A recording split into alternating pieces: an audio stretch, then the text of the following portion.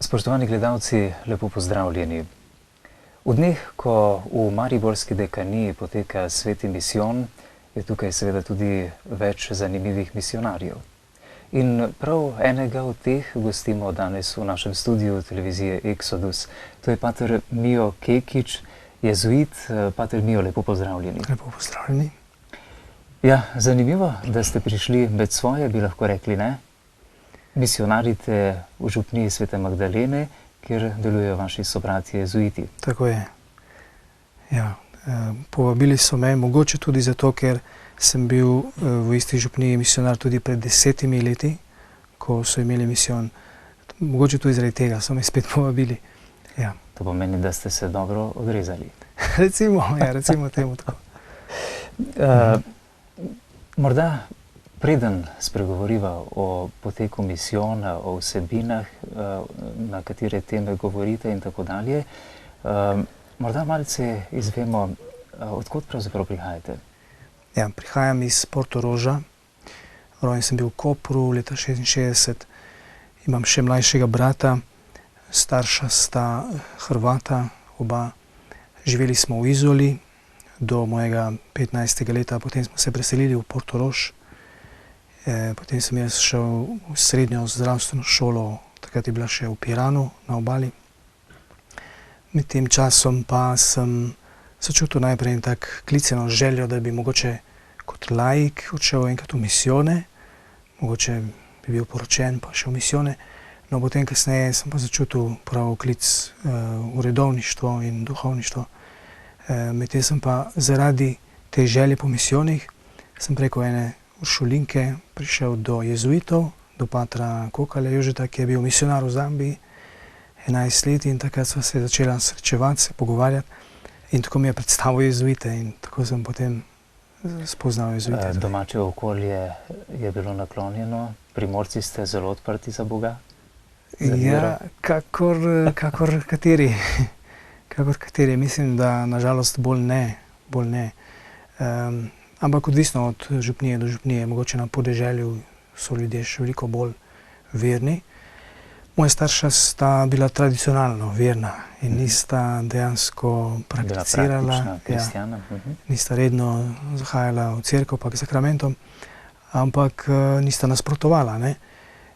Potem sem bil v mladinski skupini v Izoli še, takrat v začetku 80-ih, ko se je začelo dogajanje v Medžugorju, smo šli v Medžugorje, najprej sem jaz šel, potem pa čez eno leto sem nekako pripravil oba starša, da sta tudi šla na romenje in sta prišla nazaj zelo prevzeta, pretresena in oče je želel, da ga jaz učim moliti in tako dalje. In potem smo začeli moliti skupaj, rožni venec in vse.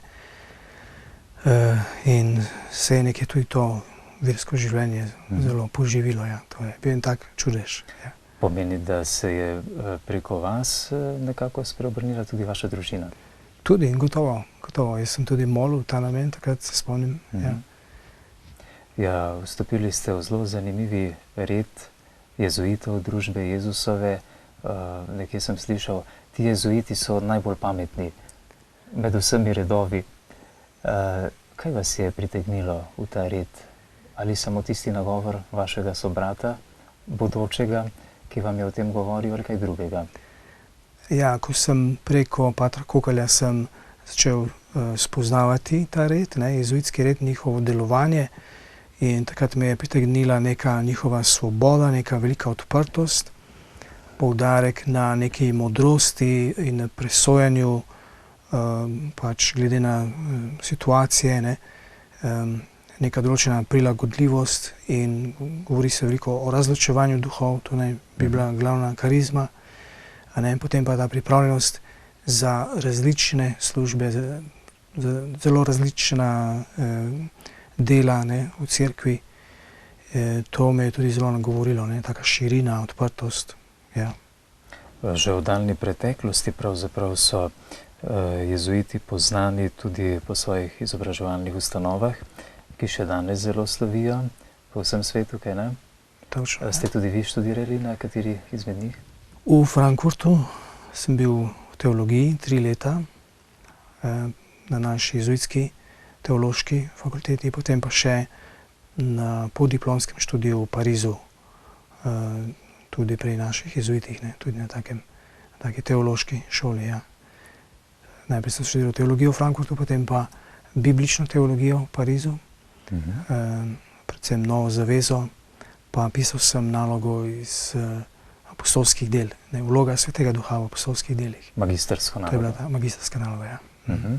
Je res, da vsi jezuiti morate imeti še kak naziv? Torej, to je želja, ne? To je želja vodstva, se pravi, ja, to se poudarja izobraževanje, ne?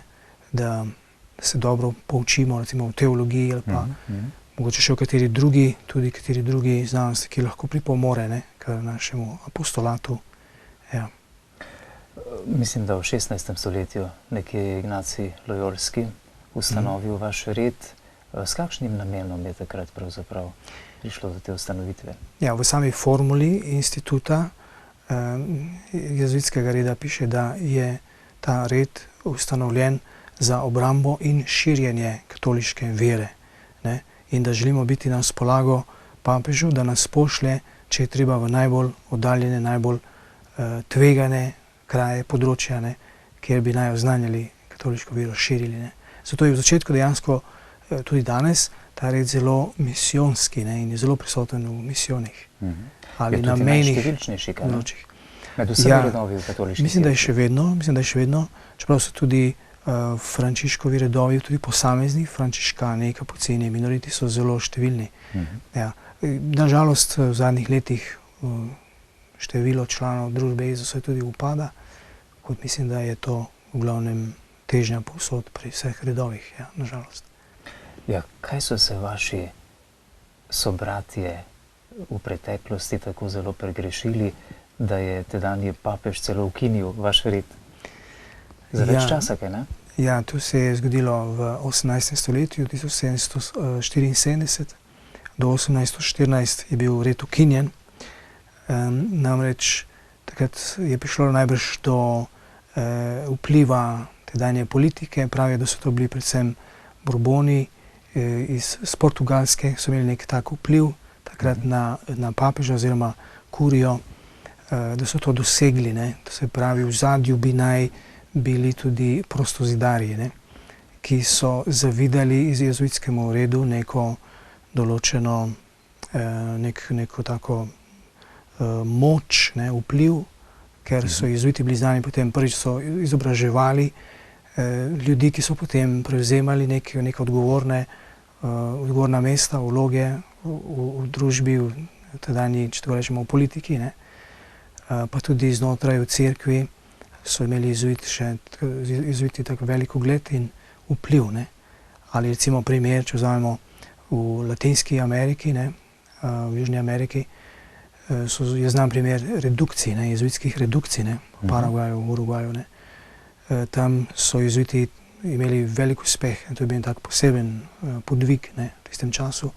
Tudi to so potem določene struje, določeni španski veljaki takrat preprečili in dosegli, da je z Rima bilo zapovedano, da morajo jezuiti zapustiti te redukcije, te posebne misijone med Indijanci. Koliko članov šteje vaša družba v Sloveniji? Zdaj natančno število bi bo mogoče malo šlo, nekaj manj kot 70 nas je zdaj, ja.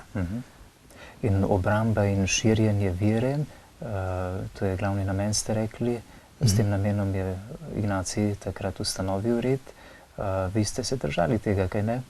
Pred kolikimi leti ste odpotovali v Afriko, v Zambijo, kot misionar? Ja, po študiju v Parizu, po magisterski, torej po zaključenem magisteriju, sem začutil ta klic, oziroma med študijem magisterija, ne? V Parizu nas je bilo veliko, vseh koncev sveta, mladih jezuitov.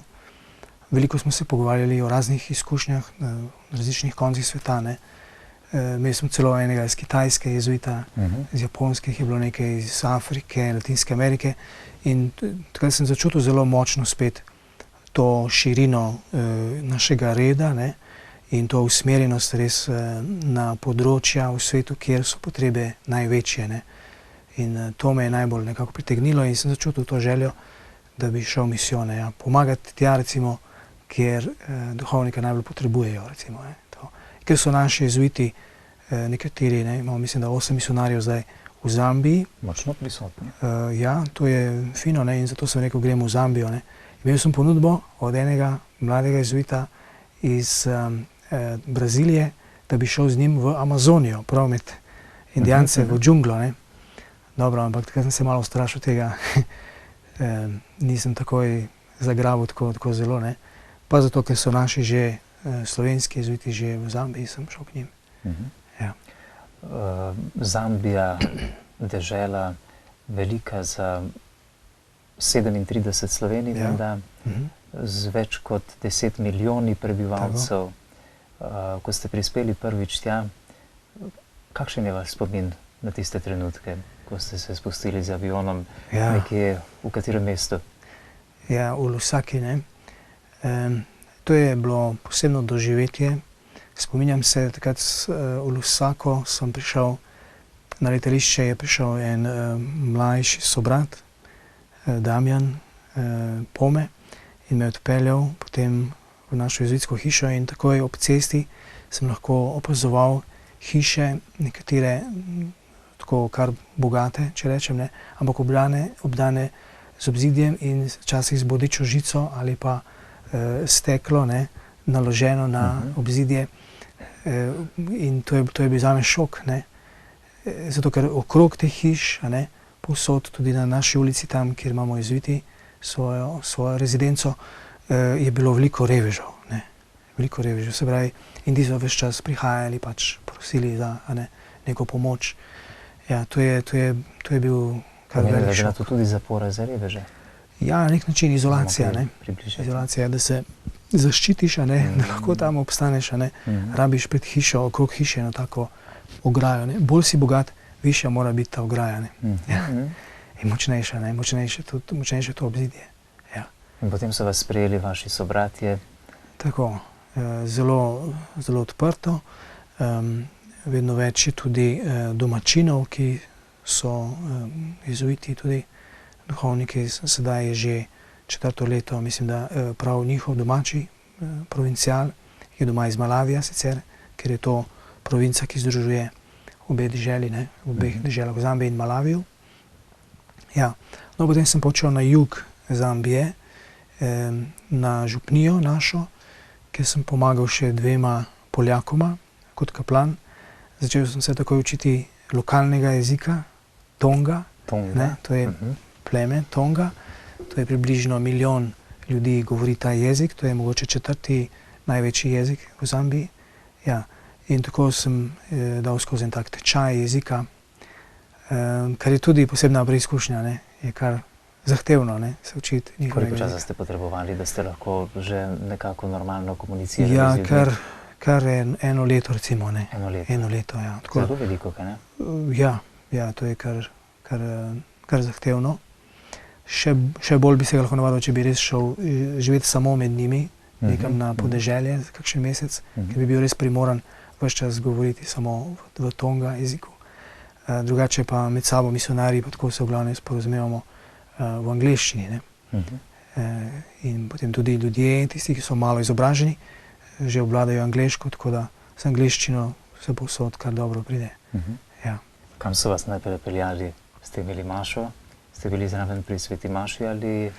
No, recimo, tak prvi dogodek, ki se ga dobro spomnim, je bila maša še v Lusaki, ko sem bil, ne, ker najprej sem nekaj dni ostal tam v Lusaki in Damjan me je, naš bogoslovec, takrat je bil bogoslovec, zdaj je že pater, me je peljal malo okrog, ne, malo razkazal in tam sem prišel recimo na kampus študentski, se pravi univerzi, a ne, v Lusaki in tam imajo mašo, ob nedeljah tudi.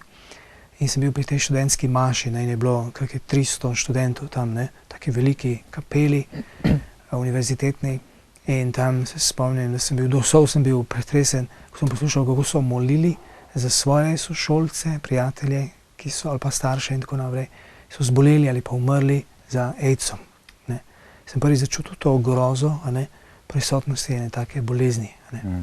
Zdaj, takrat je bilo rečeno, to je zdaj že 3 leta, že nisem več tam, ne, ampak je bilo rečeno, da je že vsak 4. že okužen, ne, v Zambiji, da ima že virus, ne, HIV, kar je zelo veliko. Ne. Ja. V Botswani že vsak 3. Ne, pravijo. No, to pomeni tudi potem, če prebral sem nekaj podatek, da je v letu 2003 tam za AIDS-om umrlo okoli 170.000 ljudi, ki je za sabo pustilo tudi okoli 1 milijon sirot, se pravi otrok brez staršev. Ja, to je zelo hud pojav, ne. Ogromno je sirot. Na naši fari, spominjam v Čikuniju, je župnik, Poljak, pater Ted Sviderski, organiziral tako posebno pomoč za osirotele otroke in mladino. Ni zgradil sirotišnice, kot ponavadi delajo, ne, ampak si je omislil en tak sistem, da so ti otroci sirote ostali pri svojih sorodnikih. On je pa organiziral pomoč, ne, zanje, skupaj še z nekaterimi, recimo učitelji, a ne, tam iz župnije, ki so vodili seznam teh otrok, kje so, ne, kako živijo, kaj potrebujejo. In potem on je organiziral dobrotnike iz tujine, ki so prispevali. Ja, in tako je potekala pomoč za približno 1000 otrok tam na naši župniji. Župnija ima kakih 20.000 prebivalcev, ne. Ja. In to je kar velika številka tam, ne, za eno tako župnijo.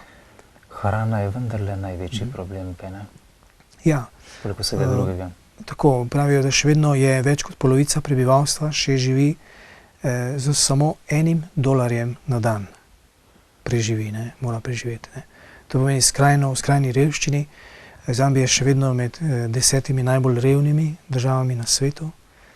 70% prebivalstva je še vedno nepismenih, ne. To pomeni, to je ogromno otrok, ki ne gredo v šole, ker jih starši raje zadržijo doma na podeželju, ne, da bi ves čas tam delali. Živijo v glavnem od kmetovanja, se pravi pridelovanja koruze. Koruzo pridelujejo in velikokrat so odvisni pač od dežja, ne, ali bo dovolj dežja ali ne. Letos so imeli spet nekaj težav, je bilo dovolj dežja, na koncu pa še celo preveč, ne, tako da je spet, mislim, da uničilo del pridelka, ne. Ja.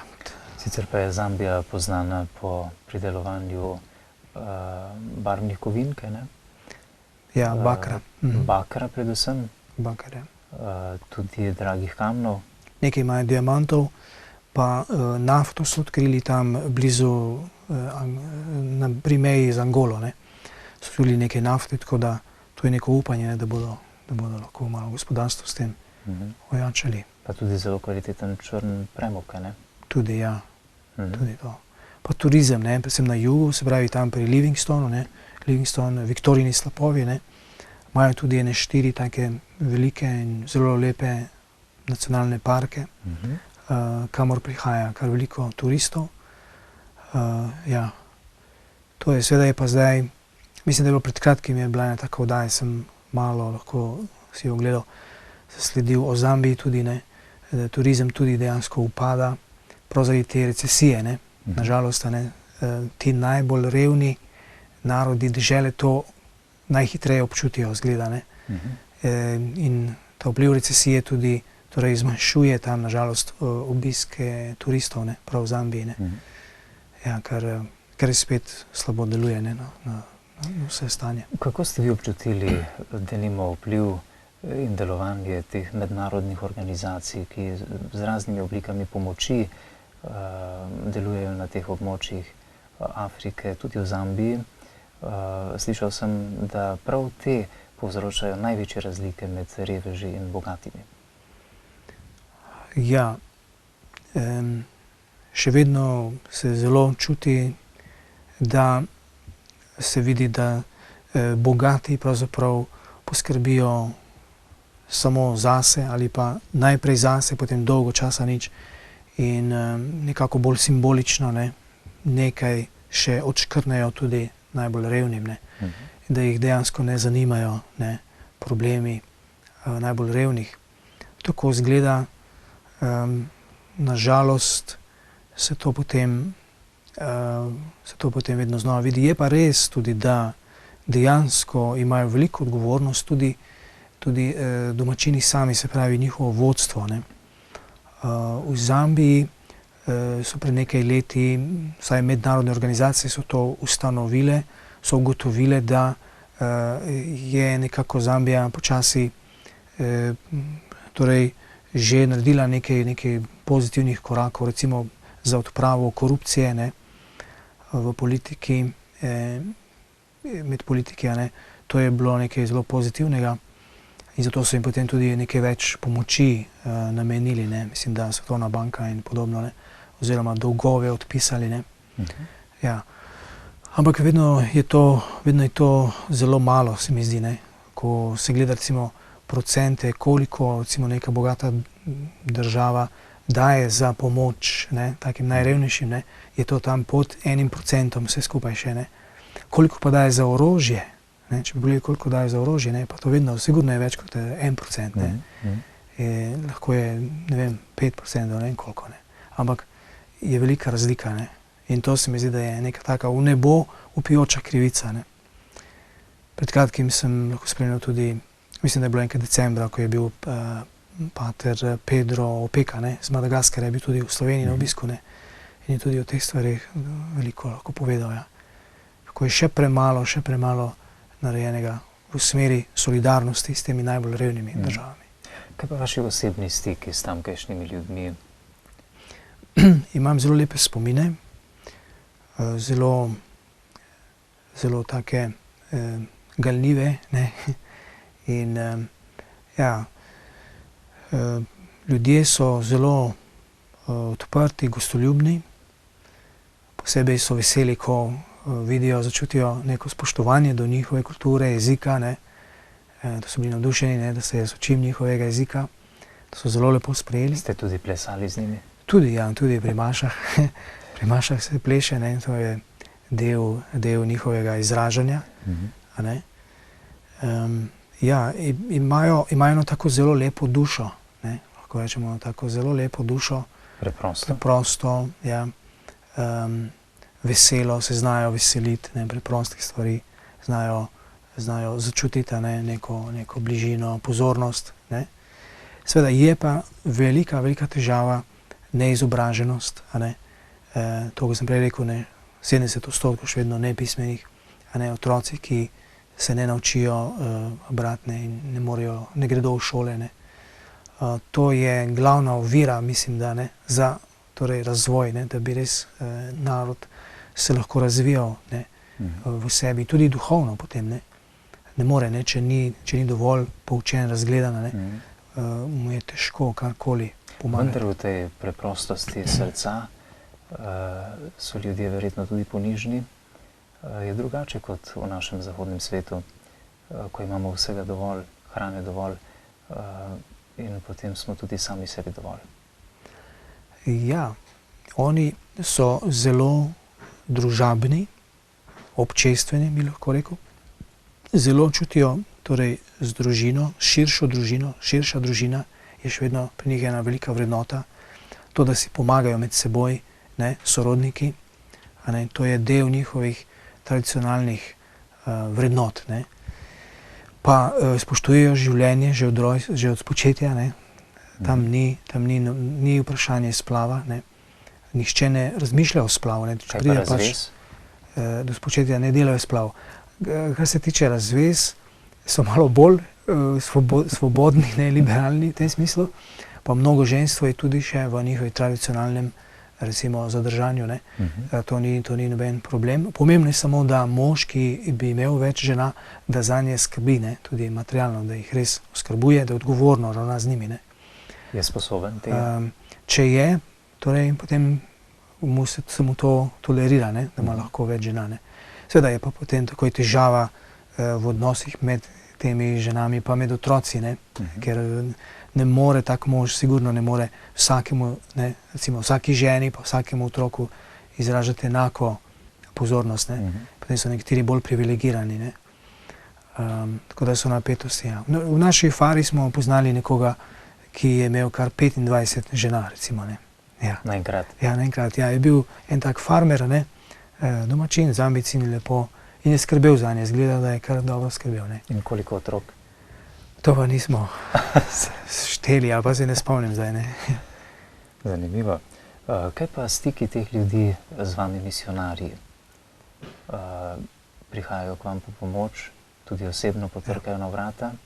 Je to takšna navada tam? Seveda, seveda. Zelo so sprejeli misionarje, sprejemajo misionarje, že od samega začetka. Seveda je to povezano tudi s to materialno pomočjo, ne, kot pravite, ker gotovo oni v vsakem tujcu, ne, belem človeku vidijo takoj eno možnost, ne, za neko pomoč. Ja. Ni prav, narobe je, če se jih preveč naveže nase, ne. Včasih so misionarji tudi to, ne, zašli v to, ne, da so bili preveč dobri, mogoče ne, preveč sočutni, pa so kar naprej dajali, ne, dobrotniki dajo, ampak to ni pravi način, ne. Kar je pa bistveno, kar je najbolj pomembno in najbolj vpliva, najbolj pozitivno vpliva, ne, na razvoj teh narodov je izobraževanje spet, ne. To recimo so misionarji takoj začeli postavljati šole, ne, organizirati šole, potem tudi seveda bolnice, ne, kjer so ljudje lahko dobili neko medicinsko pomoč, pa tudi neko spet izobraževanje, ne, preko medicinskega osebja, ne. Ja, to je nekaj zelo pomembnega. Recimo v našem tem centru, to je župnija Čikunje, ne, kjer je pa takoj že, je tudi misijonski center, se pravi, je tam sta dve osnovni šoli, potem srednja šola za fante, srednja šola za dekleta, pa učiteljišče tudi, ne, za bodoče učitelje, ne. Potem je tudi bolnica, ki je daleč okrog, ne, poznana tudi, ne, ljudje prihajajo od daleč. In potem so tudi misionarji organizirali celo tako naselje, ne, tako da je to razširjena vas, ne, naselje za vse te delavce, ne, učitelje, pa recimo delavce v bolnici, ne, da lahko nekje stanujejo, živijo, ne. Ja, in to so v glavnem res misionarji poskrbeli za to, ne.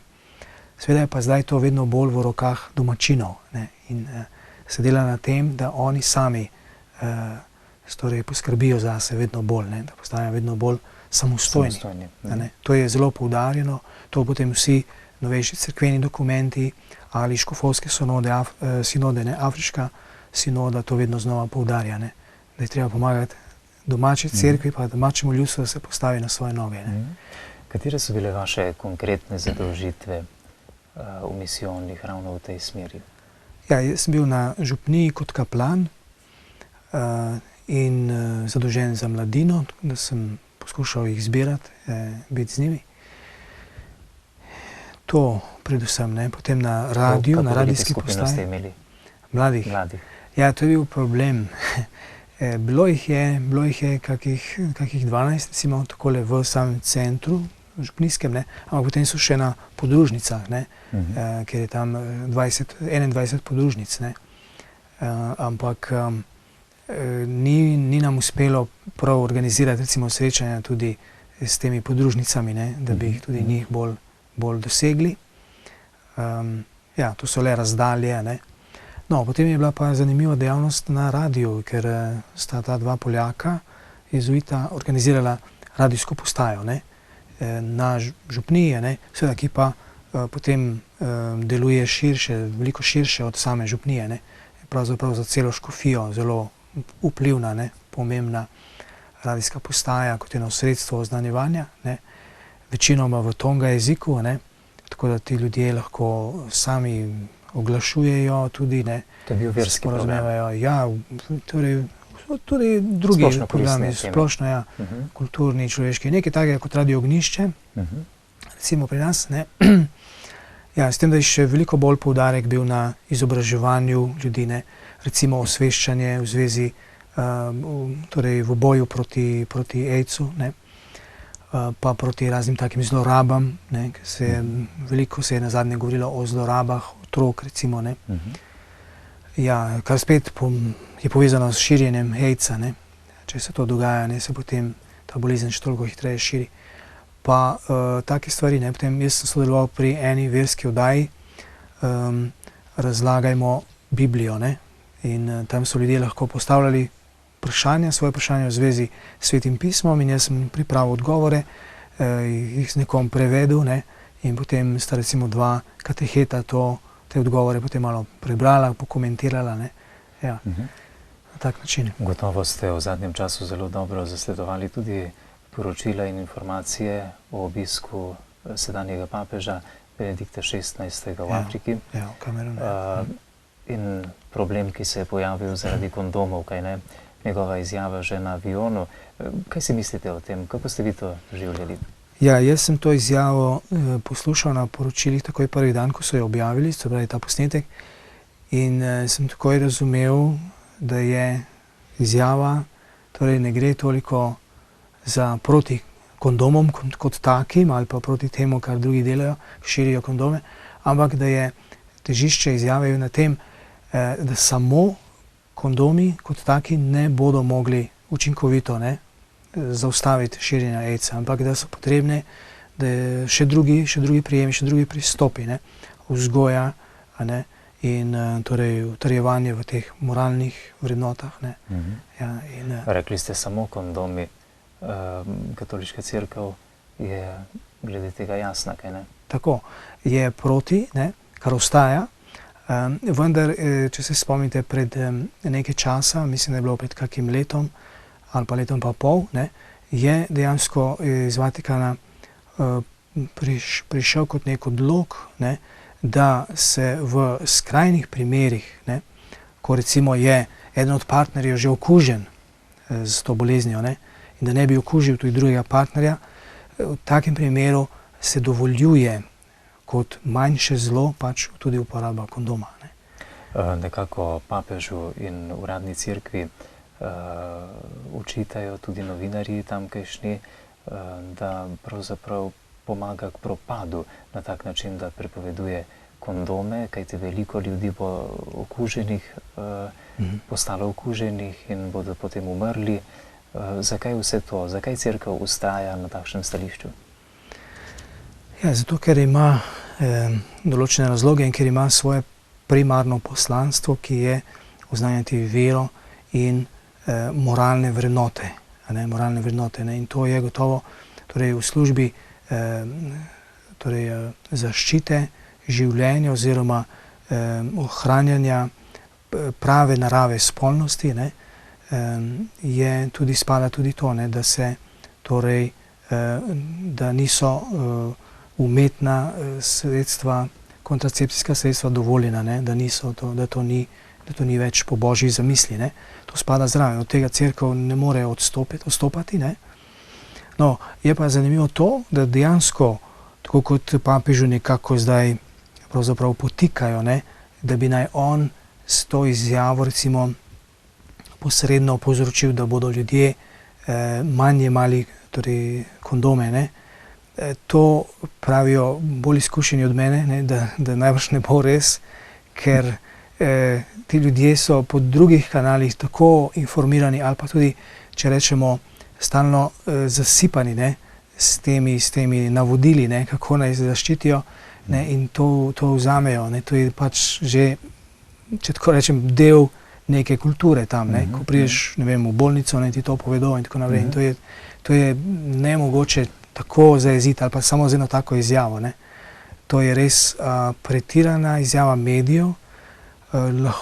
Mislim, da lahko upravičeno čutimo tukaj kot eno tako proticerkveno ost, ne, v ozadju, ne. Se pravi, da je to bolj iracionalna bila taka reakcija, ne, na to papeževo izjavo. To so tudi škofje, kamerunski škofje omenili v eni svoji skupni izjavi, ne, ker lepo razlagajo, ne, da se mi zdi tak pristop medijev, ne, pretiran in enostranski, ne, poudarjeni samo enostransko so poudarili, en delček te izjave pa še to so nekako sprevrgli, ne, smisel, ne, in potem ti škofi kamerunski v tej svoji izjavi lepo navedejo, kaj vse je papež drugega povedal, ne, in poudaril, ne, kaj vse cerkev pravzaprav dela, ne, dejansko dela v boju zajezitev te bolezni, AIDS-a. Ne. Če še ostaneva za nekaj trenutkov pri tem vprašanju, ali to pomeni, rekli ste, da preservativi niso po božji zamisli, uporabljali teh, ali to pomeni, da če bi denimo tudi pol človeštva moralo umreti zaradi okužbe z virusom HIV, Cerkev ne bi odstopila od tega stališča? No, ravno ta, bi rekel, dopolnilni nek, če tako rečemo, odlok ali pa zdaj navodilo, ne, da pa v skrajnih primerih, ne, ko je eden od partnerjev recimo že okužen, ne, da ne bi drugi partner tudi bil okužen in potem oba umreta, ne, da v takem primeru pa je kot manjše zlo, ne, dovoljeno, da uporabljata tudi kondome, recimo. Ne. No, sedaj sva se zelo zadržala v misijonih. Zelo veliko zanimivih vprašanj bi še bilo dobro postaviti in marsikaj še izvedeti iz Zambije, pa vendar vi ste tukaj v Mariboru, tokrat z namenom, kot sva povedala že na začetku, kot misionar. Vam je tudi to misijonsko poslanstvo v Zambiji kaj pomagalo, da ste tukaj boljši misionar med nami? Mogoče tudi do neke mere, kar me nekako spremlja, je gotovo mogoče nek večji čut za preprostost poslušalcev, ne? Se pravi, da sem pozoren bolj na to, kaj oni lahko dejansko dojamejo, razumejo, da ni moj nagovor preveč teološki, preveč vzvišen, abstrakten, ampak nekaj bolj življenjskega, nekaj, kar jim lahko ostane, s čimer si lahko pomagajo, ne, na nek način. Ja, tako da to sem videl že prej tudi, ampak posebej pri recimo Afričanih, ne,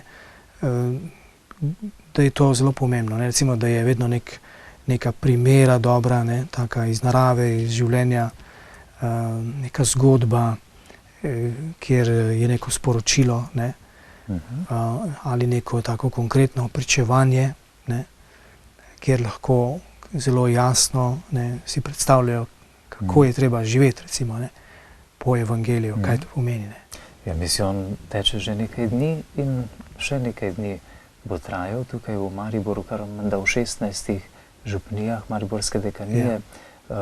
Katere teme vi konkretno obravnavate oziroma na katere teme govorite vernikom? Ja, mislim, da so po vseh župnijah enake. V ponedeljek je bila tema ustvarjeni po Božji podobi, Božji ljubezni. Včeraj krstno dostojanstvo in birmsko poslanstvo. Danes smo govorili o družini kot osnovni celici družbe in cerkve. Jutri bo govora o duhovništvu in evharistiji. Potem v petek o trpljenju, o smrti, o spravi, o bolniškem maziljenju. V soboto o upanju in vstajenju. Tako, ne, to so same pomembne življenjske teme. Ja. Rekli ste prvo ustvarjeni po Božji podobi. Kaj je bistvo tega, kar želite povedati udeležencem misijona? Moje sporočilo je bilo predvsem to, da ustvarjeni po Božji podobi, to pomeni, da smo, kot pravi apostol Pavel tam v 15. poglavju apostolskih del, ne, v 17. poglavju pravi, ko govori Atencem, ne, Grkom, poganom, ne, in jim razlaga o tem Bogu, ne, ki ga oni ne poznajo, ne, in pravi, vaši pesniki, ne, so rekli, ne, da smo Božjega rodu. Ne. Se pravi to, da smo Božjega rodu, ne, to že pogani nekako slutijo, vedo, ne, da nosimo v sebi nekaj božanskega, ne, nekaj Božjega. To je ta bogopodobnost, to je ta neumrljiva duša, ne, to je nekaj njegovega v nas, ne, neka njegova iskra, ne, duh, njegov duh, na katerega je on ljubosumen, ne, ljubosumen Bog, ne, in hrepeni po tem našem duhu, po tej naši duši. Ki ni človeška ljubosumnost, kaj ne? Ni človeška, ne? Božja, ne? In se pravi, on ljubi v nas nekaj, kar je njegovo, ne? Kar je tako njegovo. Smo njegovi otroci, ne? In to pomeni potem posredno, da tudi sami bi naj sebe tako spoštovali, ne? In se zavedali te svoje velike dragocenosti, ne? Hvalim te, ker sem tako čudovito ustvarjen, ne? Pravi 139. psalem, ne? Se pravi, da potem moram sebe tudi spoštovati, ne? In je potrebno neko pravo, zdravo samospoštovanje, ne? Zdrava ljubezen do sebe. Ker kako naj ljubim bližnjega, ne? Pravi zapoved, ljubi svojega bližnjega kakor samega sebe. Kako naj ljubim bližnjega, če samega sebe nimam rad, ne? Kaj pomeni imeti rad samega sebe? To je to pravo spoštovanje, ne? Zavedanje, kdo sem jaz. Ne? Da se zavedam, da pravzaprav ne pripadam sebi, nisem se sam ustvaril, ne? Vse, kar sem, kar imam, a ne, je čudovit dar Božji, ne? Je to nekaj neprecenljivega, ne? Bogu je to tako dragoceno, da je hotel umreti za nas, ne? Poslal je svojega sina, da je trpel in umrl za nas. Tako zelo smo mu dragoceni. Torej ustvarjeni po Božji podobi, potem pa krstno dostojanstvo in birmansko poslanstvo. Birmansko poslanstvo, ja. To pomeni, da to, tako sem jaz nekako si to zamislil, ne, zastavil, da to osnovno človeško dostojanstvo je bilo zaradi greha, izvirnega greha ranjeno, a ne, in okrnjeno nekje, ne, smo ga izgubili, človeštvo ga je izgubilo, zato ga je potrebno pri krstu obnoviti, ne, in krst nam obnavlja samo to izvirno dostojanstvo naše ustvarjenosti po Božji podobi, ne. To nam krstna milost obnavlja, ne, po očiščenju grehov, a ne, oblačimo torej Kristusa, a ne, to je naše dostojanstvo, v njem torej spet postajamo to, kar prvotno smo, a ne, Božji sinovi in hčere, ne, v sinu smo spet Božji otroci, ne. In to je potem veličina krsta, ne, našega dostojanstva po krstu. To naj bi se zavedali, živeli iz te krstne milosti, se pravi dovolili, da ta voda, krstna voda, živa voda, ne, ki jo Kristus obljublja, da bi lahko tekla v nas, ne, in namakala, ne, vse naše življenje in da bi mogli res dajati sadove, ne. To je bila recimo prispodoba. Potem pa birmansko poslanstvo, ne, se pravi, je pa potem še dodatno potrditev in dodatna milost, dar Svetega Duha, dodatni darovi Svetega Duha. Če je krst bolj za naše osebno odrešenje, posvečenje, potem je birma predvsem za služenje drugim, ne? Dar Svetega Duha, darovi Svetega Duha, zato da lahko služim drugim, da lahko pričujemo znanjem in služim bližnjim. Sveta Birma, zakrament Svete Birme je v teh letih, v tem času posebej pereča tema, kaj ne? Verjetno tudi kaj o tem spregovorite staršem, bodočim birmancem, Ja. tudi tistim, ki smo že prejeli ta zakrament, kako ga živimo. Tako je, to predvsem, ne. Jaz sem predvsem poudaril to, da ko smo recimo prejeli krst, ko smo šli k Birmi, še tudi nismo se veliko zavedali, ne, sploh ne kot otroci, ko smo prejeli krst, potem, ko smo prišli k Birmi, nekoliko bolj, nekateri manj, ne, zavestno, recimo to sprejemali ali se odločali za Boga, ampak zdaj smo pa odrasli, ne, in če smo zdaj odrasli, to pomeni, moramo sedaj sprejeti nase odgovornost, a ne, za svoje življenje po veri, ne, ali bom odgovoril Bogu na njegov klic, na njegovo povabilo, ne, ali bom vzel resno svojo vero in zakrament krsta in birme, a ne, in se odpiral tej milosti, sodeloval s to milostjo, ali pa ne. Ne, to je zdaj na meni, ne, in jaz se za to odločam. Ja. Sveti Pavel nekaj pravi, ko sem bil otrok, sem mislil kakor otrok, delal kakor otrok. Sedaj, ko sem odrasel mož, pa so stvari drugače, ne? Ja. Ali se vam ne zdi, da verniki velikokrat, morda res v preveč tradicionalnem razmišljanju, tudi ohranjamo preveč nekakšne otročjosti, bi rekel, ne otroškosti, v tem, da nimamo zdravega, odraslega odnosa tudi do Boga? Ja. gotovo mogoče k temu pripomore. Mislim, da veliko pripomore k temu, pa je pripomoglo neko pomanjkljivo oznanjevanje, pomanjkljiva kateheza, recimo. Zdaj se v zadnjih časih, recimo z drugim Vatikanskim koncilom, se mi zdi, da so določene spodbude v tej smeri, da se res poudarja cerkev, tudi cerkev, recimo laikov, ne. Vsi verniki, vsak vernik naj bi bil živ ud cerkve, ne. Potem to, da se gre res spet k izvirom naše duhovnosti, krščanske, se pravi k Svetemu pismu, da tudi laiki lahko berejo Sveto pismo, da ga morajo brati, da se morajo hraniti z Božjo besedo. Ne, to so zelo pomembni poudarki, ne. Potem ta skupnost, občestvo, vsi smo soodgovorni, ne, za naša občestva, ne samo duhovnik, ne, ali škof. Cerkev ni samo hierarhična cerkev, ne, službena, škofje, duhovniki, redovniki, kvečjemu še, ne, ampak tudi laiki, tudi poročeni, ne, možje in žene, vsi naj bi živeli krščanstvo v polnosti, ne. Ja. Zato pa menda tudi dajete tako velik poudarek na družini, ne? Kot osnovni celici družbe in tudi cerkve. Ja, tako da se tudi to vrednoti. Recimo, jaz sem danes skušal približati svetost zakona, ne?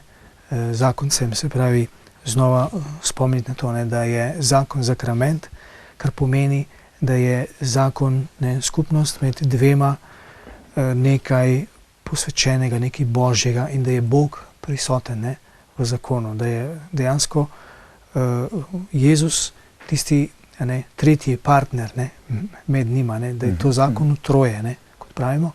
Ja. In Jezus je tisti, ki ju posvečuje, ju blagoslavlja in zakoncema daje svojo potrebno milost, ne, da bosta vzdržala vse pač različne preizkušnje, ne, da bosta imela moč in res pravo ljubezen živeti zakon in prav vzgajati potem otroke in to. In koliko zakonskih parov se je udeležilo vašega predavanja? Ja, ni bilo predavanja, to je bilo med mašo, ne, zvečer, na govor. Bilo je mogoče 60 vernikov, ne, pri Sveti Magdaleni, kar je takole za tako večerno mašo med tednom je kar dobro število. Ja. Tako da udeležba je kar dobra, pač za tak način, za tak program, kot je zdaj zastavljena. Ne. Kaj pa otroci? Otrok praktično ni bilo. Imajo pa mogoče še drug program pri veruku posebej, ne. Danes sem jih videl, da so bili pri češčenju Najsvetejšega, ki je pred mašo, a ne, od 5:30 do 6:30. Potem ste govorili tudi, oziroma še boste, o duhovništvu in evharistiji, kaj ne? Ja, to bo jutrišnja tema in pravzaprav bi jaz rad najprej začel z evharistijo, ne. Malo pogledati spet, kaj je to evharistija za nas, kako jo sprejemamo, predvsem recimo češčenje Najsvetejšega, adoracija, ne, ki se mi zdi, da je bistveni del evharistije, ne. Tako kot že Sveti Avguštin pravi, a ne, ko je duhovnik pri maši, recimo, a ne, on pri povzdigovanju, a ne, torej je povzdigovanje, potem on poklekne, ne, pred hostjo, pred kelihom, ne, poklekne, to pomeni on adorira, ne, on počasti evharistijo, se pravi Kristusa pod podobama kruha in vina, podobno verniki tudi, ne, se pravi najprej je adoracija, potem mi sprejemamo, a ne, torej uživamo Kristusovo telo in kri. In to Avguštin pravi, ne moreš prav sprejeti obhajila, sprejeti Kristusove telesa, ne, če ga prej ne adoriraš, če ga prej ne počastiš, ne častiš. Ne. Kaj je za vas prava adoracija? Molitev pred Najsvetejšim, pred monštranco z živim Jezusom Kristusom, prisotnim v sveti hostiji, z njegovim poveličanim telesom in njegovo božanskostjo, poteka na različne načine. Nekateri molijo rožni venec, denimo pred Najsvetejšim, drugi spet na drugačen način opravljajo molitve. Kaj je tista prava adoracija, ki bi se morala vršiti pred Najsvetejšim, ko je izpostavljena? Ja, mogoče sta dve točki lahko, ne, tu. nekako me je navdihnila knjiga patra Cantalamesse, Raniero Cantalamessa je napisal knjigo. Papeškega pridigarja. Ja, je napisal knjigo Evharistija, ne, ki so jo prevedli kapucini pri nas in je čudovita, ker pater Cantalamessa tako res poglobljeno razlaga to skrivnost Evharistije. No in tam, ko govori o adoraciji, o češčenju Najsvetejšega, pravi, najbolj pomembno je to, da smo preprosto tam, ne? Da si sploh vzamemo čas za Jezusa, da zapravljamo čas za Jezusa, ne? Ker Jezus tudi sam ve, kaj vse bi mi lahko drugega počeli, recimo, ne? Namesto tega, da smo preprosto tam, pred njim, ne? Posebej duhovniki ali pa, ko imamo neke odgovornosti, ne? Lahko bi toliko drugih stvari počeli, opravljali, ne? Ampak izgubljati čas za Jezusa, ne? Da smo pred njim.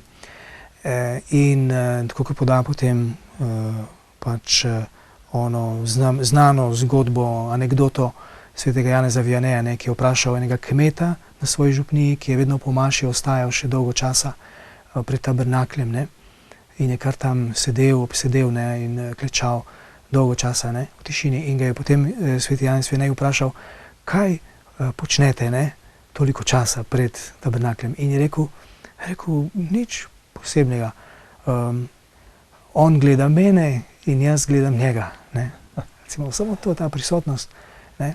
Ali pa kot so vprašali enega v Papui Novi Gvineji, ne, enega domorodca, enega poglavarja, ne, ki je tudi tako po maši ponosno se vstopil tam na pol gol pred tabernakelj, ne, in je tam kar stal, ne, in ga je potem enkrat misionar vprašal, ki mu Filbec ni več dal, ne, miru, kaj pa ti počneš tu, ne, pred tabernakljem? In je rekel, nič, sončim svojo dušo. Sončim svojo dušo. Ja, ne. Preprosto biti pred Jezusom, ja, odprt, ja. To je mogoče en vidik, biti, ne, z njim, izgubljati čas zanj, ampak to potem zadoščevanje, se mi zdi tudi, ne. Zadoščevanje je lahko en zelo močen vidik, kar pozabljamo, mogoče, ne. Da je to neka največja oblika zadoščevanja, ne? Da Jezusu v Najsvetejšem, torej da ga molimo, ne? In tudi takrat, tako pravi pater Cantalamessa v svoji knjigi, tudi takrat in posebej takrat, ko nam to nič posebnega ugodja ne prinaša, ne? Ko to ni več moje zadovoljstvo, ne? Ampak naj bo to Jezusovo zadovoljstvo. Kot pravi pater Cantalamessa, pravi, naj bo Jezus srečen, ne? Tudi če jaz zdaj ne čutim nekaj posebnega, ne? Jezus ima potem vso večnost čas, da me lahko sreči. Jaz pa nimam vso večnost, ne, da bi ga častil. Si moram ta čas odtrgati, vzeti. Ob tej temi Evharistije je tema duhovništvo. Kaj pa govorite na to temo, o duhovništvu? No, jaz sem si tako zamislil, da najprej bi govoril o Evharistiji, ne, potem pa je pa nujno z Evharistijo povezano duhovništvo. Ker brez duhovništva, brez duhovnika ni Evharistije. Torej, nekdo mora biti, ki predseduje temu spominu Gospodove večerje, kot rečemo, Gospodovi večerji, ne, ki omogoča, da se Evharistija lahko zgodi, ne, in to je duhovnik. Ne. Zato je spet duhovnik v tem smislu tesno povezan z Evharistijo, ne, mora biti globoko v Evharistiji, ne, najti v Evharistiji svoj smisel, to pomeni v daritvi, ne. Njegov poklicanost duhovniška je darovanje, ne, da se darujem za Boga, za cerkev, za duše, ne, da v tem odkrivam svoj smisel, ne, da se združujem s Kristusom, ne, v njegovi daritvi za svet. Ne. Brez te dimenzije darovanja je duhovništvo nesmiselno. Ne. Ko danes govorimo o različnih težavah, ne, pri duhovnikih, takih drugačnih, ne, ampak mogoče v veliki meri izvirajo iz nekega takega nepravilnega pojmovanja, ne, kdo kot duhovnik sem. Ne. Če se zavedam, da sem predvsem poklican k darovanju, ne, potem je to nekaj, o čemer naj bi rastel. Ne. Je to moja pot. Ne. Moja pot je darovanje, je odpoved, je ljubezen, ne, rasti v tej ljubezni. Tako predvsem. Ne. Pa potem mogoče tudi ta vidik, recimo, ene podpore, ki naj bi ki naj bi jo duhovnik prejemal recimo od svojih vernikov tudi, ne. Da kakšna naj bo ta podpora, ne, kako naj duhovnik tudi, kdaj se lahko nasloni, ne, na svoje recimo farane, ne, ki mu pomagajo, ne, pa molijo zanj, ne. Torej, duhovniški poklic je bistveno drugačen od drugih poklicov, bi lahko rekli. Postati duhovnik pomeni, da si ne izbereš strehe nad glavo, mehke postelje, mehkih oblačil in tako naprej. Ja. Spomnim se doktorja Rodeta, še takratnega ljubljanskega nadškofa metropolita, ob neki obletnici pri sestrah Klarisah v Nazarih, je v svojem nagovoru že na začetku prav to poudaril. Kaj ste prišli danes gledati na ta hrib? Ali mislite, da boste tukaj našli ljudi v mehkih oblačilih? Ali tiste, ki se ne vem kako gostijo? Potem ste se seveda zmotili. Ali pomeni ta poklic, izbira tega poklica na nek način, dobro, vsak poklic zahteva žrtev, gotovo, ampak duhovniški poklic še na poseben način? Ja. In to je gotovo, ne, to je gotovo ena res globoka dimenzija tega poklica, ne, zato ker je to pomeni, duhovnik naj bi ponavzočeval Kristusa, ne, Božjemu ljudstvu. To je službeno duhovništvo, ne. On služi skupnosti, tako da ponavzočuje Jezusa, ne. S tem, ko mašuje, ko pridiga v znanja, ne, ko deli zakramente, ki bi naj ozdravljali, poživljali, ne, življenje te skupnosti, ne. Vodi to skupnost kot pastir, ne, kot Jezus, dobri pastir, ne.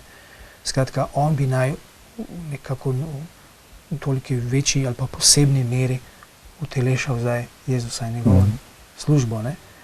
Ja, in to pomeni tudi biti združen v njegovi žrtvi, ne. To kot je Jezus tudi, ne, daroval svoje življenje ali pa bil večkrat nerazumljen, preganjan, ne. Tako mora tudi duhovnik s tem računati, ne. Če ne računa s tem, si dela neke utvare. To je mogoče kdaj problem, ne. Ali se kaj zaustavijo verniki v tej župniji Svete Magdalene, pa tudi drugje, kjer vas poznajo kot karizmatičnega duhovnika? Trenutno ste tudi duhovni voditelj prenove v duhu Ljubljanske nadškofije. Ja. Asistent, kaj ne? Pa vendar glavni duhovnik, bi lahko rekli, ne? Za nadškofijo, kar se tiče prenove v duhu. Ko še nisem nič vedel o vas, sem najprej slišal to: pride pater Mijo Kekič in tam se dogajajo čudeži po njegovi molitvi in tako naprej. Kaj se v resnici dogaja na takšnih srečanjih? Poglejte, pri vsakem duhovniku se dogajajo čudeži in največji čudež je Evharistija, ne? In največji čudež je potem spoved, odpuščanje grehov, ne? Tudi v spovedi, ne, bom mogoče jutri kakšno misel dodal, ne, ker je to zelo povezano spet z Evharistijo, tudi sploh z sakramentalnim življenjem, ne, spoved, ne. Ampak to so čudeži, ne, to so čudeži. In Jezus deluje. Ko se mu mi odpiramo, ko mi zaupamo njemu, ne, pristopamo živo vero, recimo k sakramentom, spovedi, Evharistije, ne, potem to nujno deluje ozdravljujoče, čudežno na naše življenje, nas spreminja, ne, mora nas spreminjati, ja. Se veliko ljudi udeležuje vaših molitev, vaših srečanj? Ja, mi imamo eno molitveno skupino pri Svetem Jožefu, trenutno, ne, kjer prihaja nekaj ljudi, mogoče 20-30, takole redno. Potem sodelujem pri mašah, ki jih imamo, oziroma prireditvi Jezus živi. Na teološki imamo to zdaj vsak drugi mesec. Potem vsak drugi mesec imamo eno tako izobraževanje za voditelje, za animatorje, ne, kjer sodelujem, glavnem pripravljam, ne, te programe. Kar se mi zdi tudi zelo pomembno, ne, da voditelji, animatorji molitvenih skupin prenove v duhu dobivajo vsaj neko, ne, spodbudo za svoje osebnostno, človeško in duhovno rast. Ja, in podobno. Zdaj trenutno pripravljamo nove volitve, novega vodstva, nove koordinacijske skupine za prenovo duhov v ljubljanski nadškofiji. To naj bi do poletja izvedli in tako dalje. Rekli ste, da boste govorili tudi o sveti pokori, o zakramentu svete pokore, o spovedi. Ja, to se mi zdi, da je zelo pomembno. Lahko rečem, da me je zdaj v zadnjem času znova na to opozorila knjiga dr. Glorije Polo, če jo lahko zdaj pokažem. Zadela me je strela, to njeno pričevanje. Znamenita kolumbijska zobozdravnica, kaj ne? Tako, ja. In ona recimo govori torej v tem svojem doživetju, ko je bila v komi, ko je videla pred Jezusom svoje življenje in tudi svoje grehe, se je spoznala, da je bila v veliki zmoti, ker se grehov ni spovedala. In da je spoved tako zelo pomembna in dragocena, ker nas osvobaja grehov in posredno, ker nas osvobaja grehov in ker je greh v domeni hudega duha, če delam greh, če grešim, pomeni sebe izročam oblasti hudega duha, po smrti to gotovo duša pride na svoj račun. Ja, še bolj začuti, začuti resnično posledice greha, ki pomenijo, če so to smrtni grehi, to pomeni, človek je prodal svojo dušo Satanu. In samo pri spovedi, če se človek res pokesa in spoved dobro opravi, se spove svojih grehov, vseh svojih grehov, težkih grehov, potem lahko računa, da bo rešen te oblasti hudega duha. Spoved torej razvezuje, očiščuje, ozdravlja tudi verjetno. Ja, spoved je zato nekaj tako zelo dragocenega, tak velik dar Kristusa, cerkvi, preko duhovnikov. On resnično odrešuje, osvobaja, ozdravlja človeštvo, duše, tako rekoč trga iz oblasti hudega duha. In na ta način se obnavlja krst, krstna milost se spet obnavlja v nas preko pokore. Po grehu je prišlo trpljenje. Ja. Sicer ga ne bi bilo, kaj ne? Tako. Trpljenje je tudi ena od pomembnih tem, o katerih govorite na vašem ljudskem misijonu. Misijonu, ja. Trpljenje, ki ga znamo sprejemati z ljubeznijo, pridruževati Kristusovemu trpljenju, darovati Bogu z ljubeznijo, potem prejema neko posebno vrednost, dobi neko posebno vrednost. Trpljenje je seveda ena velika skrivnost, velikanska skrivnost. Težko razložimo točno, zakaj, odkot prihaja. Sveto pismo pravi, da je to zaradi greha, se pravi zaradi vpliva Satana in potem človekove nepokorščine, ker je raj ubogov Satana, potem se torej dogaja trpljenje in prihajajo bolezni, tudi smrt končno. Ampak ostaja še vedno skrivnost in tudi ko zmišljamo o tem, kako Bog gleda na trpljenje, vemo, da marsikdaj, kot rečemo, koga obišče s trpljenjem, zato da mu pomaga, da ga bolj pritegne k sebi, da ga opozori nase in tako naprej. Tako da to je vedno ena skrivnost, kako je to v Božji previdnosti, vse načrtovano in kako to poteka. Moje sporočilo bi pa bilo, glavno sporočilo, da, kot pravi apostol Pavel, pismo Rimljanom, tistim, ki ljubijo Boga, vse pripomore k dobremu. To pomeni tudi preizkušnje, tudi trpljenje, ki me doleti, vse mi lahko pripomore k dobremu, če ljubim Boga. Če znam to sprejeti in nekako darovati Bogu. To se mi zdi zelo pomembna vaja, ki jo priporočam vsakemu, da kakršnokoli trpljenje me doleti, če ga razumem ali če ga ne razumem, zaslužim ali ne, da ga znam čim prej sprejeti in darovati Bogu. Ko bi to znali, bi lahko ogromno energiji in časa vsaj nekako osmislili. Ker pa tega ne znamo, potem najprej ogromno časa porabimo zato, da se borimo proti trpljenju, da pa celo kovnemo in ne vem koga in Boga in vse skupaj, in drugega, in obupujemo in tako naprej, in nimamo od tega nobenega sadu. Ne more, tako trpljenje potem ne more obroditi sad. Dokler se jaz ne vprašam, zakaj je to trpljenje mogoče tudi dobro za mene, ali pa še za koga, ali je lahko to trpljenje koristno. Pred leti mi je sestra Zinka Pajtler, ki je na vozičku, mi je povedala na tako čudovito besedo modrosti, tako prispodobo, in je rekla, trpljenje je kot gnoj. Vsakemu smrdi, vsi se ga otepamo, ker mislimo, da ni več koristen, gnoj. In to trpljenje mislimo, da ni več koristno, da ni za nobeno rabo.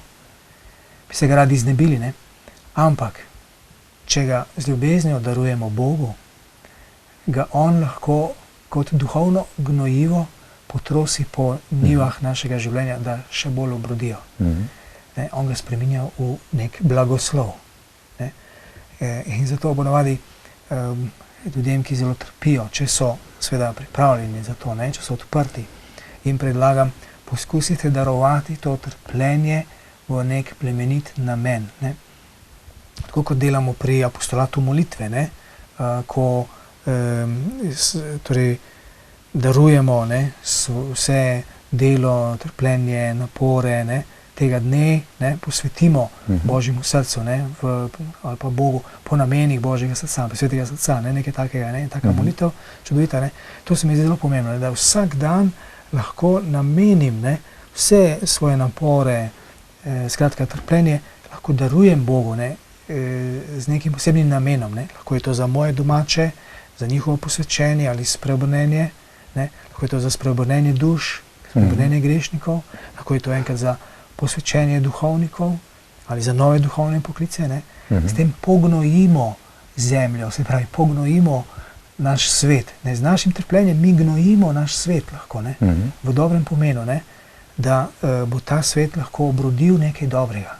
Če to z ljubeznijo darujemo, jaz verjamem, da je to pri Bogu nekaj takega se dogaja. Z molitvijo zalivamo, recimo duše, ko za nje molimo, s trpljenjem jih pa pognojimo, da še bolj uspeva svetost. Mislim, da sem prebral v knjigi italijanske mistikinje Valtorte, ki je živela v času druge svetovne vojne in je imela mistična doživetja, da je Marija povedala stavek: s trpljenjem se pridobi mir in vsaka milost za nas in za bližnje. Ko sem pred časom obiskal očeta Špeliča, Franceta Špeliča, na Bizelskem, tega našega slovenskega mistika, duhovnika, veliko zdravil mora vzeti vsak dan, tablet, bolezni je že prestal, zaradi bolezni je že veliko prestal, in sem ga vprašal: oče, kako vi to se zmorete? In je zelo resno odgovoril: srečen sem, da imam vsak dan Bogu kaj darovati. Pomeni trpljenje, če ga sprejmemo z ljubeznijo, če ga potrpežljivo prenašamo, kolikor moremo, in ga darujemo Bogu, postane rodovitno. Je izjemno dragoceno, verjetno najdragocenejše, kaj ne? Ja. Tako da se tudi Kristus sam hotel odrešiti ravno s trpljenjem. V tem je neka velika skrivnost in nek globok smisel, pomen trpljenja. To mogoče nikoli ne bomo do konca dojeli, kako to dejansko deluje, kaj se to pomeni, ampak mogoče moramo bolj to z vero delati, se mi zdi, da se nekako upognem in sprejmem. Celo svoje lastne slabosti, pa napake in grehe, tudi padce, moram znati sprejemati kot del svojega križa. Sprejemati, da nikoli ne rečem, tega pa ne bi smelo biti, to se pa ne bi smelo zgoditi. Gotovo se moramo truditi za krepostno življenje, da hodimo za Jezusom zvesto in tako, ampak so tudi padci del naše hoje za Kristusom. In ni najslabše pasti, ampak ostati dol na tleh. Najslabše je, če bi ostal, če obupaš, ampak če padeš, dvigni se, otresi prah in pojdi naprej. Rekli ste, in končno o smrti boste tudi govorili. Ja, to bi naj tudi v petek, ne, bilo nekaj govora o smrti. Ja, jaz razmišljam, da bi enostavno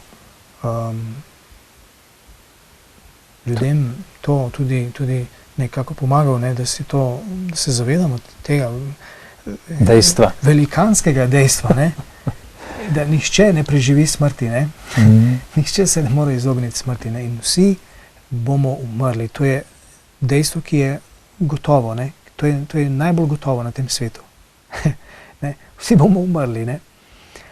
In recimo Vittorio Messori, ne, je napisal knjigo Izziv smrti, ne. Spravi, njega je smrt tako prevzela, to dejstvo, ne, fenomen smrti, ne, da je hotel o tem napisati knjigo in ja, da bi jo pričeval o tem, ne. In on najprej tam kritizira dejansko našo zahodno družbo, civilizacijo, ki je zavestno ali nezavedno izločila, ne, iz svojega vsakdana, ne, izločila pravzaprav misel na smrt kot nekaj takega, nekaj pomembnega, ne.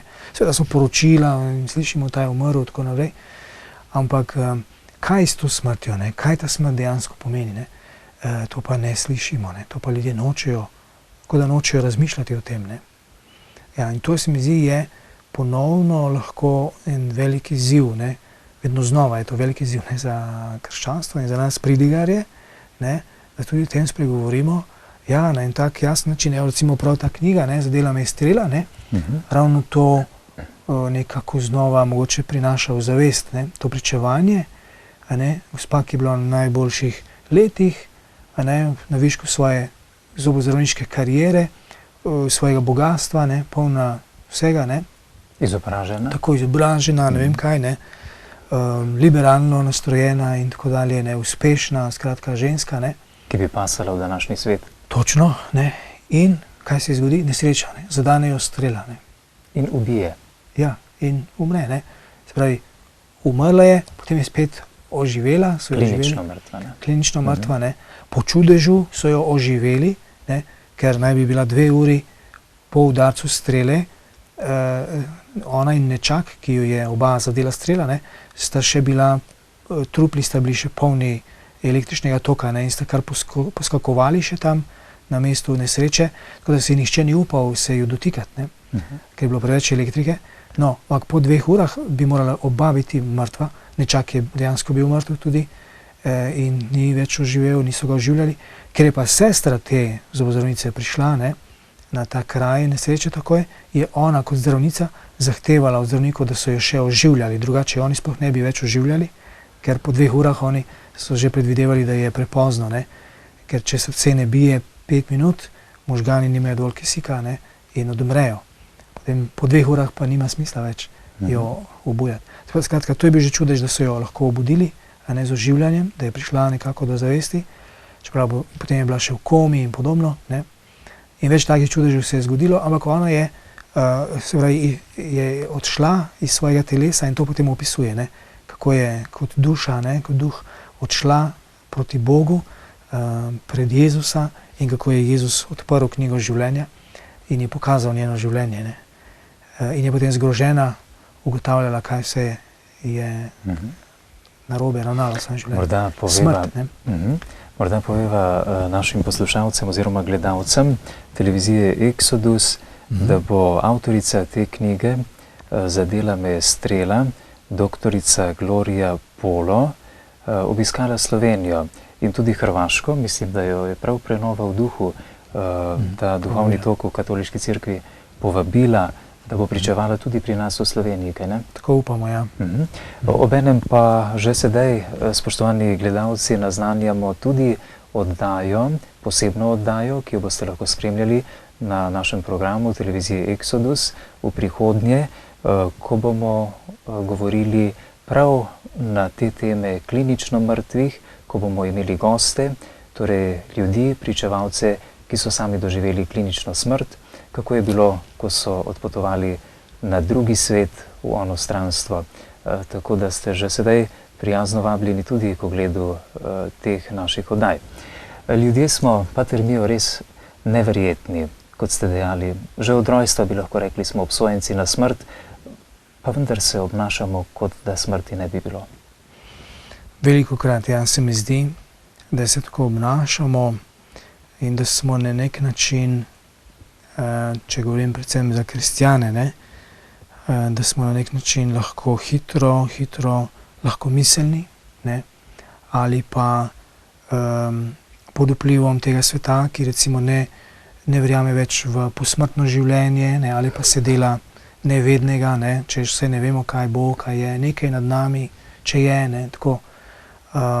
Živimo po svoje, kaj ne? Tako, ja, ampak recimo to, da je najbrž zelo odsoten neka zavest, nek zdrav, če tako rečem, zdrav strah pred smrtjo, ne, pred tem, kaj bo z mano, če umrem, ko umrem, ne, kaj se bo z mano zgodilo, ne, ali pa to recimo, da ljudje ne verjamejo v obstoj hudega duha, ne, da zanikajo to, ali pa da nima več nobene vloge, ne, češko, da nima nobene moči nad njihovim življenjem, ne. To, kar recimo ravno to pričevanje poudarja, ne, ona se pravi vidi to, doživi, ne, to strašno moč hudega duha nad človekom, ki je živel v grehu, v težkih grehih, ne, tak človek potem, taka duša, ne, njemu pripada Satanu, ne.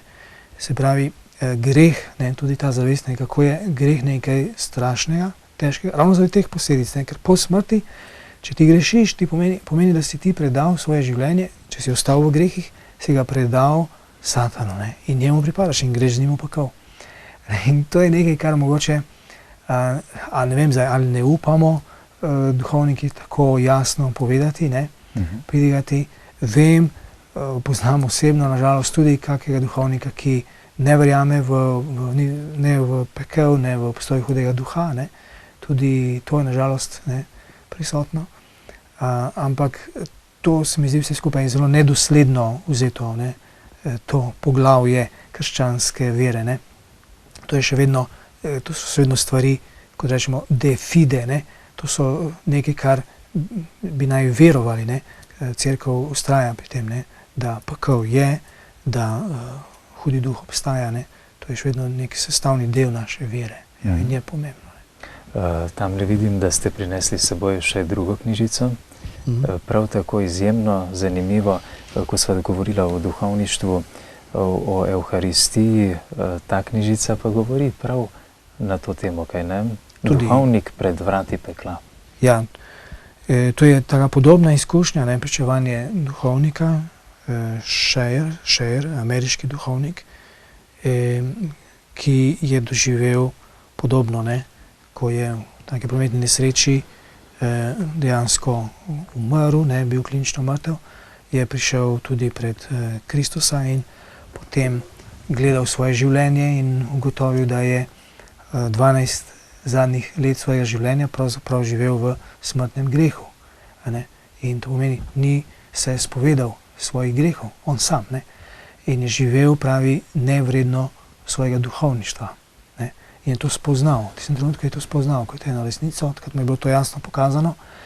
In potem je Mati Božja, ne, ga zagovarjala oziroma prosila Jezusa, naj mu da še eno priložnost, ne, da se mogoče poboljša. Ne.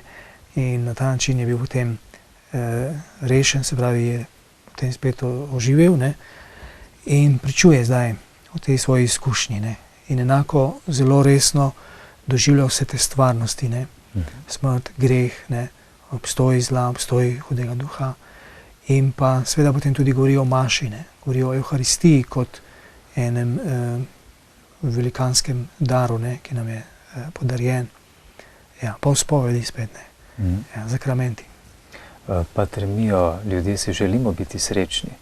Ali smo srečni, če živimo tako po svoji volji, dan za dnem, mimo Božje besede, bom rekel, mimo tega, kar pravi 10 Božjih zapovedi, kar nas uči Cerkev. Smo srečni, če živimo v grehu? Ja, ne moremo biti srečni, če živimo v grehu. Ne moremo biti, gotovo ne trajno srečni, ne dolgo srečni, ali pa gotovo ne večno srečni, ne, sigurno ne, če živimo v grehu. v zlu, ker greh, tu je sama beseda pove, je nekaj zgrešenega, to je nekaj zgrešenega. Počnem nekaj, kar je zgrešeno, ne? In grešim pomeni zgrešim bistvo življenja, recimo, ne? Zgrešim tisto pravo življenje.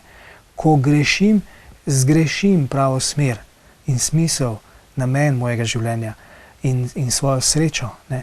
Prej ali slej bom to tudi čutil, ne? Bom to tudi vedel, če ne prej po smrti, ne? Če gorje, ne? Če ne bom spravljen z Bogom, ne? Se mi lahko zgodi, da bom nesrečen, ne? Zares nesrečen, ne? Če ne bom teh grehov obžaloval, ne? In jih predal Bogu, ne? To, kar naredimo pri spovedi. Skratka, ne morem biti v grehu in srečen. Lahko sem navidezno, pa nekaj časa, ne? To vidimo, ne? Ljudje, ki grešijo, pa so navidezne, na zunaj so lahko srečni, izgledajo tako, ne? Pa vse jim dobro gre, vse jim uspeva, ne? Grešniku vse uspeva. Kateri psalm je to že? 71, se mi zdi tam nekje, ne? Ko pravi, ne, psalmist, kako je molil in kako je bil jezen, ne, razočaran, zakaj grešniki uspevajo, ne. Potem pravi, sem pa šel v tempelj in sem premišljal, ne, in takrat sem spoznal, ne, takrat mi je Bog dal milost, da sem spoznal, zdaj so srečni, ampak v trenutku, če ne prej, v trenutku smrti, ne, jim bo vse padlo, ne, in bodo zdrseli naglo, ne, v prepad, ne. Ja, to je usoda zla, ne? To je ta prevara, ne? Ta prevara zla, ne? Prevara hudega duha je, da zaslepi človekov um in srce, ne? S tolikimi ponudbami, ne? Nekega površnega uživanja, ne? In mi ljudje, če nasedamo na to, ne? Potem bomo zavedeni in bomo zapadali iz greha v greh, ne, pozabili bomo na Boga, ne, in postajali pravzaprav vedno bolj nesrečni. Hvala Bogu pa, da daje tudi čutiti človeku, ne, ki je v grehu, da mu tudi da čutiti, ne, da je to nekaj slabega, da je to zlo, ne, in mu pošilja razne preizkušnje, tudi da jim bolezni. Na ta način ga obiskuje, ne, in ga vabi k sebi. Pater Mijo, vi ste prišli v Maribor tokrat prav s tem namenom, da bi prinašali srečo, srečo, ki jo prinaša Bog, ki jo lahko občutimo, življenjsko radost, zadovoljstvo, le v stiku, pristnem stiku z živim Bogom, z Božjo besedo in tako naprej. Mi smo vam zelo hvaležni, da ste nas obiskali v našem studiu televizije Exodus in tako kot ste dejali, morda z vašo mislijo zaključim našim gledalcem, najpomembnejše je, da si vzamemo čas za Jezusa, da izgubljamo čas za Jezusa, kot je dejal naš današnji gost, pater Mijo Kekič, in mi smo prav v njem torej izgubljali čas za tistega, ki ga je omenil, in verjamemo, da tudi vam ni bil dolg čas. Hvala za vašo pozornost.